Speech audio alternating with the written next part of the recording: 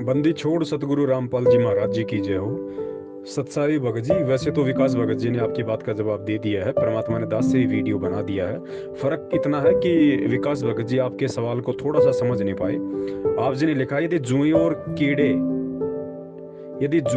कीड़े लग जाएं तो एक होता है लग जाना, एक होता है पड़ जाना। विकास भगत जी उन्होंने ये समझा कि आपके जो पशु हैं उनको कीड़े पड़ गए, तो उन्होंने उसी हिसाब से आपकी शंका का समाधान किया है, जो बिल्कुल उचित है। क्योंकि अब बहुत सारे भगत यहाँ पे ये सवाल कर देंगे कि भाई विकास भगत जी के इस जवाब के अगेंस्ट कि भाई वो जो कीड़े हैं जो उस गाय या भैंस के अंदर जो पड़े हुए हैं, आप कह रहे हो कि भाई आप दवाई वगैरह का इस्तेमाल कर सकते हो, तो वो कीड़े भी तो परमात्मा की आत्माएं हैं, क्या वो जीव हत्या नहीं होगी?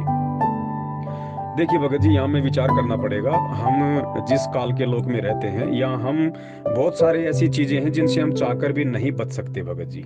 तो उन चीजों के लिए परमात्मा ने हमारे को कॉमन सेंस दी है, और वो करने से फिर हमारे को दोष नहीं लगता है। देखिए, गाय या भैंस या बैल या ऊंट, ये किसान के एक तरीके से मित्र होते हैं। ये किसान को दूध दही छाछ वगैरह देते हैं। बैल खेतों में काम करता है, जिससे किसान अपना अन्न उत्पादन करता है।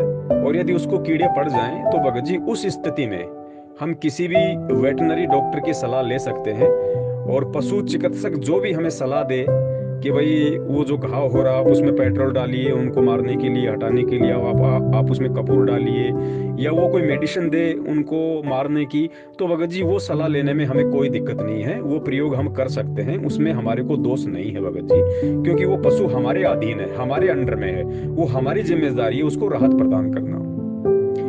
और देखो भगत जी, बहुत सारी बातें हैं यहाँ पे, क्योंकि परमात्मा की नजरों में तो चाहे वो बैक्टीरिया हो, चाहे सूक्ष्म जीवाणु हो, चाहे कीड़े हो, चाहे हाथी हो, सब बराबर है।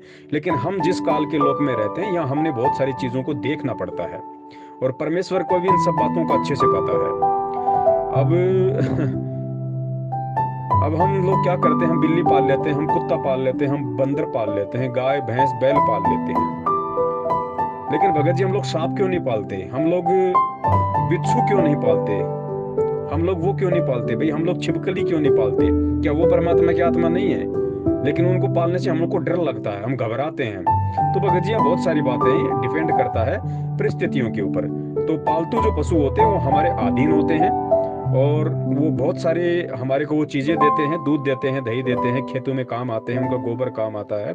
तो हमारी जिम्मेदारी बनती है कि हम उनको खाना भी खिलाएं, हम उनकी सुरक्षा भी करें, देखभाल भी करें, हम उनको अन्य जानवरों से भी बचाएं। तो ऐसी स्थिति में दास को लगता है परमेश्वर के ज्ञान आधार से, यदि किसी जानवर को कीड़े पड़ जाएं तो उस स्थिति में हम डॉक्टर की सलाह जरूर लें, और जैसा भी ट्रीटमेंट डॉक्टर बताए वो हमें अवश्य करना चाहिए। उसमें दास को लगता है ज्ञान आधार नहीं है, और यदि कहीं दास इसमें दोषी है तो दास भी फिर परमात्मा से क्षमा प्रार्थी है। लेकिन दास को लगता नहीं, जहां तक परमात्मा प्रेरणा कर रहे हैं, कि इस तरीके से हमें कोई दोष होगा। सत साहिब, जय हो बंदी छोड़ की। और एक बात और बताई विकास भगत जी ने कि भाई विश्वास और भक्ति ये बहुत ज्यादा काम आती है। बिल्कुल सत्य बात है, क्योंकि परमेश्वर सत्संग में कहते हैं कि जिस घर में परमात्मा की वाणी चलती है, आरती सत्संग सुमरन होता है, ज्योत जलती है, वहां पे उस व्यक्ति के जो पशु होते हैं उसको भी परमात्मा राहत प्रदान करता है। उसको भी यदि कोई हानि होनी होगी तो परमात्मा उस जीव की रक्षा करता है। तो भक्ति तो मुख्य है ही, और जब भक्ति हमारी सुचारू रूप से मर्यादित होकर सही तरीके से जिस दिन चलने लग जाएगी भगत जी, उस दिन परमात्मा ना पशु का बाल बाका होने देगा, ना परमात्मा हमारा कोई बाल बाका होने देगा। ये तब तक की समस्याएं हैं जब तक इस संसार में परमात्मा की भक्ति एक रस नहीं हो जाती है, और जब तक हम गुरु को परमात्मा मान के एक विश्वास और दृढ़ता के साथ भक्ति शुरू नहीं करते हैं, तब तक ये समस्याएं हैं। वरना परमात्मा वही है जो पहले था। अंतर केवल आप और हमारे अंदर है, हमारे विश्वास में कमी है, परमात्मा में कमी नहीं है। सत साहिब, जय हो बंदी छोड़ के।